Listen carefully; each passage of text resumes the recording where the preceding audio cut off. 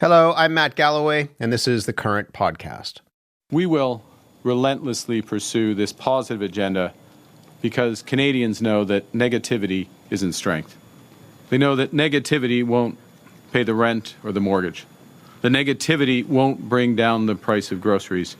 Negativity won't win a trade war. It's not quite the sunny ways of 2015, but Mark Carney is clearly trying to put a spin on things and focusing on an upbeat tone. The former governor of the Bank of Canada was sworn in on Friday as Canada's 24th Prime Minister. Today, he is in Paris, then London to shore up support with European allies. He's off to Iqaluit tomorrow. And pretty soon, of course, we could be in a federal election. There is a lot going on. And so back with me today is our panel of partisans. Susan Smith is a Liberal commentator, principal and co-founder of Blue Sky Strategy Group. She's in Washington, D.C. today, which is perhaps something to talk about.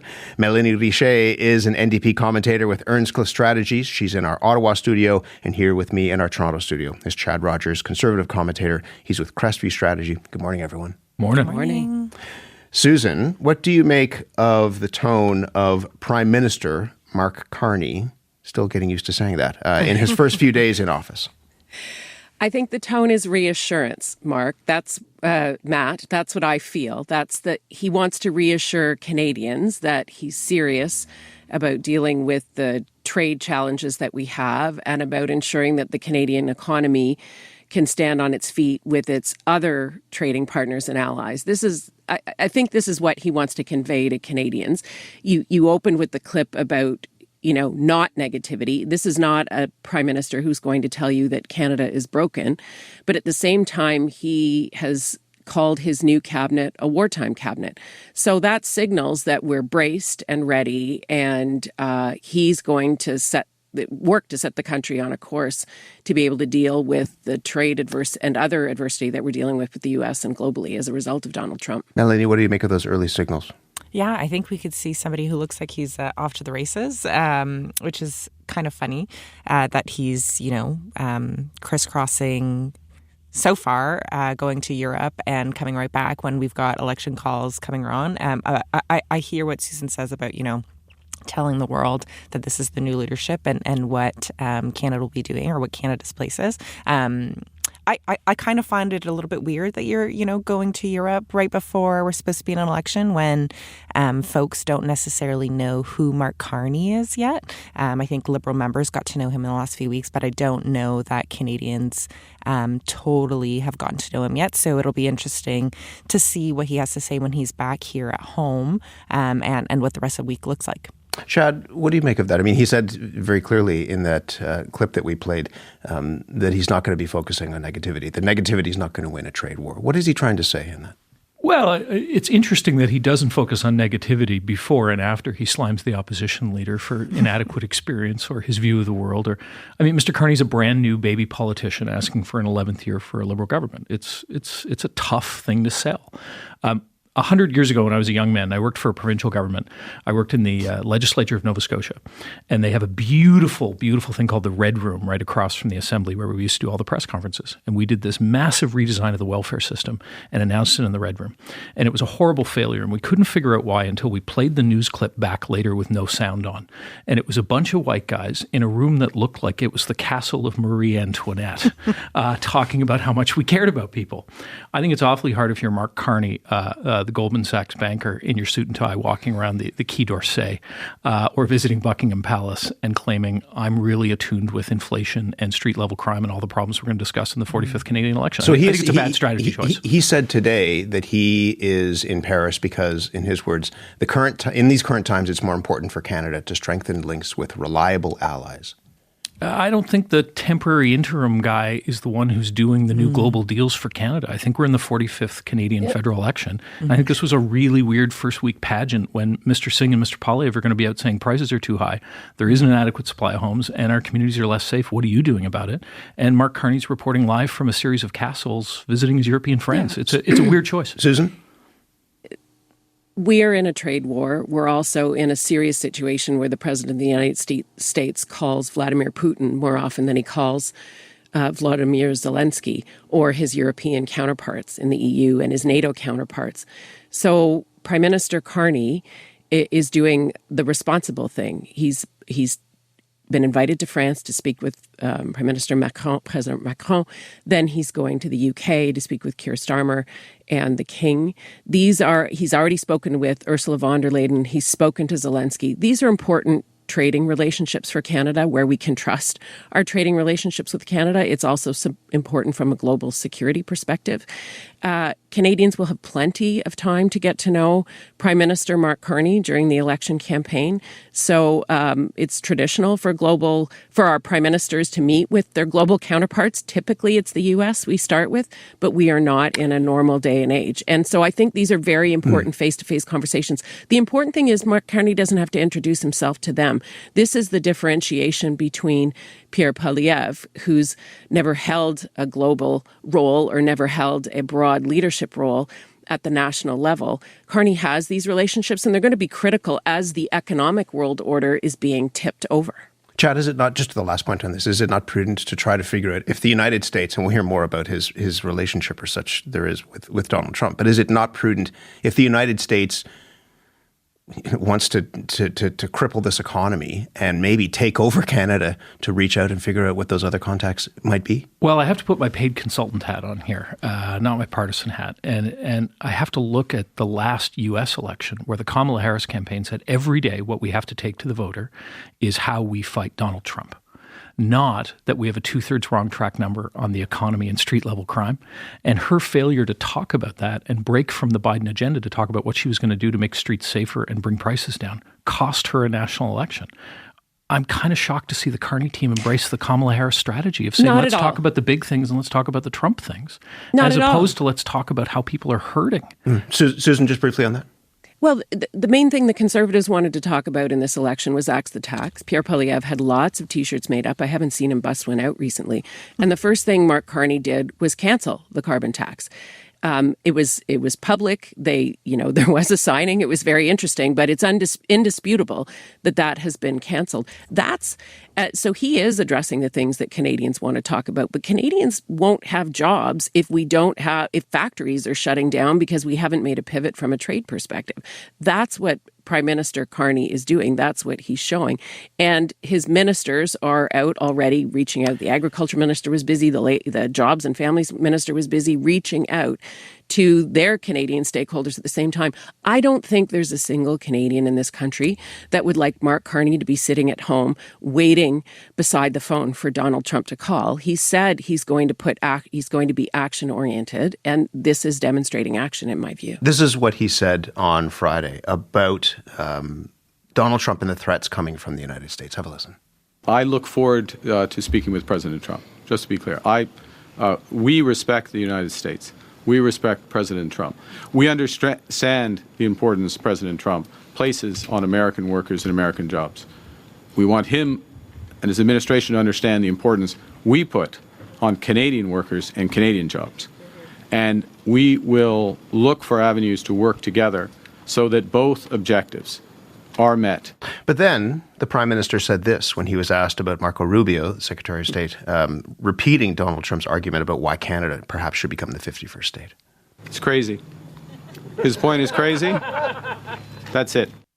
Mélanie, what do you think of this? Should the Prime Minister, Mark Carney, be meeting first with, or trying to figure out a way to meet first with Donald Trump, the American president, instead of heading to Europe to build those new ties, as he says? I think it's a really good question. And if we were in normal times, I think maybe, but I think what we've seen from both the federal government and provincial governments in the last few weeks, few months, is we're trying to appease someone who's not actually looking to be appeased. So a lot of the conversations that we're having as it relates with President Trump or the people around President Trump kind of doesn't seem like it's making that much of a dent. And I'm not saying that because it is important, but what it seems like is he just kind of keeps talking as if he wants to totally decimate our economy. So how can you meet with someone? How can you propose things that don't really seem to be moving the needle as it relates to what the president wants on any given day? So yeah, obviously we need to build those relationships and we need to do something. But I don't know actually that that's where the Canadian pulse is right now. I think the Canadian pulse right now is saying, hey, we need to, stand up to this guy and we need to show that we're not just going to do everything that he wants us to do. So I'm a little bit divided on this. Obviously, we need a path forward, but we also need to say, hey, listen, we're not just going to do everything that you want us to do. And I think rightly, that's where most Canadians are at right now. Susan, you're actually in Washington. How do you think Mark Carney's approach is going to play? It was interesting on Friday. He corrected a reporter who said Trump, and he said President Trump. But he also said that he would meet with President Trump at an appropriate time when the president gave some respect to this country. How do you think that's going to play in D.C.? The fact that President Trump hasn't said a whole lot about Prime Minister Carney at the moment, and he's dialed down his rhetoric temporarily on Canada, I think shows that there's a potential opportunity for a reset. No news is good news when it comes to President Trump? Where's President Trump's vision this morning? Look, I think Prime Minister Carney is trying to reset the relationship. I hope that President Trump is trying to reset the relationship, though Marco Rubio just parroting the line was a bit embarrassing for Marco Rubio, in my view. I think there's an opportunity. Canada will do its best demonstrating respect, showing Prime Minister Carney also talked about an economic relationship that, they're business partners. Canada's a client of the United States, and we are. But it doesn't mean we're a supplicant of the United States. So I think, as I said, not sitting by the phone waiting for it to ring is a smart move. And I think they'll at least start off on a good front. But I'm glad Mark Carney hasn't rushed down to the White House to sit in those yellow chairs and see what Mr. Trump's going to wave his hands and say. Let's talk about things happening here. I mean, his first order of business, the Prime Minister's, before he got on that plane, was to put an axe through the carbon tax. Conservatives must be delighted, Chad. The tax has been axed. Look, Pierre Poilievre and people who were sick of paying too much in a life that got too expensive, I think, are awfully happy. Now, he's got to actually do it and pass the law. So the next government of Canada actually has to finish the job on what we do about carbon tax. But there's also build the homes. There's also stop the spending. There's also make streets safer. There are a lot of parts of the Poilievre plan. But what you'll find is in common with each one is that they're aligned with pain people are feeling coming out of COVID, coming out of a very bumpy economy. Are people still paying attention? Just honest question. Are people still paying attention to that now? You've said this a few different times, and it's, for a lot of people, the sense is this election will be about the guy who is in the Oval Office, that it's not going to be about those other things. But you're suggesting that maybe it will be about those other things. I think that politics stops at the water's edge. And by the time we hit the debate mid-campaign, about 3.5 weeks from now, each of the leaders is going to have an equal opportunity to talk about what their plan is for how they would deal with our U.S. neighbor. And I think they're largely going to be equal at those podiums. But like the Harris campaign forgot, the economic pain, the crime people are feeling, the challenges to housing supply are the issues that are going to drive what people do when they walk into a ballot box. And the Trump dimension only increases your economic anxiety about how you're going to pay your mortgage to feed your kids and keep your family safe. I guess the only thing I would say to that is that Doug Ford just won another majority government in the province of Ontario, not by talking about anything other than Donald Trump, not talking about healthcare, not talking about affordability issues. It was purely about Donald Trump. Wasn't it? Respectfully, I think Doug Ford never stopped talking about affordability. I think that's the blood that runs through the veins of his entire government. Doug Ford also is one of the few post-COVID premiers who's willing to admit he's wrong periodically, who's willing to stand up and say we didn't get everything right, who's exceedingly humble. So I think the Ford energy is worth learning from, but I don't know that it's all about south of the border. Mélanie, is interesting. On Friday, Jagmeet Singh, leader of the NDP, described the political landscape as a race to the right between Mark Carney and Pierre Poilievre. What's going on there? Is there ground, do you think, for the NDP that has opened up with, I mean, he's been Prime Minister for a handful of days, but with already what he's doing when it comes to the carbon tax, but also some of the things that he's signaling with his cabinet? Right. You know, the second thing that he said that he was going to do was get rid of the capital gains tax, which arguably helps, the folks who are the most well-off in Canada. So I think that that's one of the things that Jagmeet was kind of trying to point to there. It's funny, the Conservatives will want to say to people how similar Mark Carney is to Justin Trudeau, and there's actually room for the NDP or a benefit for the NDP to say the opposite, to say that Mark Carney is actually quite different than Justin Trudeau. And the reason that you say he's quite different is he's not investing in people in the same way that Justin Trudeau, and I'm going to say because the NDP pushed him to invest in people there. So I do actually think that there is an opportunity, as Mark Carney is a very different kind of liberal than Justin Trudeau, to point that to folks and to say, who at the end of the day, when these two are saying they want to reduce spending and reduce investments in families, who will have your back. Particularly, Chad talks about affordability, and I think it's a really important thing, because sure, people are really worried about Trump, but what comes next when Trump does what Trump continues to do? Who is left standing to help people? Who's going to, protect jobs? Who's going to invest in our industries? And who's going to make sure that when things go really wrong, who's investing in EI to make sure that workers and working families have that support? I think that this leaves a lot of ground to Jagmeet to take up and to the NDP to tell people that, when push comes to shove, they're the ones that are going to have their back. So I do think that there's a massive opportunity there. Susan, is this a race to the right? Is Mark Carney pulling the Liberal Party away from the left and opening up that flank for the NDP? To the center, which is where I'm thrilled to hear that the Liberal Party are going. No, look, there's a couple things here. Chad talked about Doug Ford, who's pretty much endorsed Mark Carney, saying he's a really solid guy and he's really good with numbers, which I think and he doesn't talk about Pierre Poilievre. So there's that from an Ontario perspective, and I think that will have an impact on Ontario voters when they talk about the economy. In this election, all of the leaders are going to have to demonstrate that they can walk and chew gum at the same time. Maybe for Pierre Poilievre, he'll walk and chew an apple at the same time. But this election, Matt, and you've said it, is about who can best handle Donald Trump and who can best handle the Canadian economy such that it keeps it robust and strong. We keep people employed. And for the people who do need help as a result, who has got the capacity and the experience to develop the government programs that we need? Of the crew of leaders that people might be considering, there's someone who's worked at the Department of Finance and helped craft budgets and understands how Canada works. You have a career politician who's been around working on his question period lines for 20 plus years and never had a job in the real world. And you have Jagmeet Singh, who's a very nice man, but he's not who Canadians are considering when it comes to dealing with Trump and dealing with the global order. I don't see Mr. Singh being invited to Europe to talk to our trading partners there and our allies there. And I think Canadians are smart. They'll take a pause. They'll look at what matters now and for the immediate future of the country, and they'll make their decisions. They'll make smart decisions. They're smart people. So just in the last couple of minutes, this is about, in some ways, Prime Minister Mark Carney joked about how there will be an election call, certainly before November, but it's likely to come this week. Chad, what were you going to say just briefly, just in terms of what Pierre Poilievre needs to do in that context? I think it's dangerous to slime people who've dedicated themselves to public service and served in Canada's Parliament and talk about that as meaningless experience. I think being a washed-out Goldman Sachs banker who became a bureaucra in Ottawa is something I could also characterize Mark Carney as, but that would be rude and reductive what does that and not make respectful. Us, Chad? I think public service is a good thing. I think you have a really, really stark choice. I think the NDP have an opportunity to come forward and say, we introduced 3 entitlements bigger than the Canada Health Care Act. And we weren't even the government. Mr. Poilievre's going to say, I have a plan to get the economy moving again and cut spending.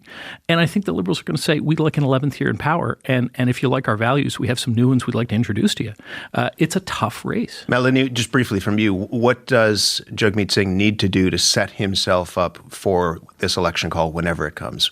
I always find it a little bit funny when the Conservative is the one pushing what I would like to push, but I'm going to say, similar. There's a lot that Jagmeet can go to the ridings and say to people, listen, you really like this thing. We're here for you. Here's what we were able to do when we were fourth party, third opposition. Just imagine what we could do if you gave us the opportunity. So I think a lot of that, particularly as it relates to affordability, how this puts money back in your pockets, I think will be a smart move for Jagmeet. The speculation is there will be an election call within the next few days, perhaps within the next week. They will not go back. The House will not resume next Monday. We will see. In the meantime, it'll be great to hopefully have you here as that election unfolds. Thank you all for being here this morning. Thank for you. having us, Happy Matt. St. Patrick's Day. And Yes, happy happy St. top of the Patrick's morning. Day. Susan Smith is a Liberal commentator, principal and co-founder of Blue Sky Strategy Group. Mélanie Richer is an NDP commentator with Earnscliffe Strategies, and Chad Rogers, Conservative commentator with Crestview Strategy.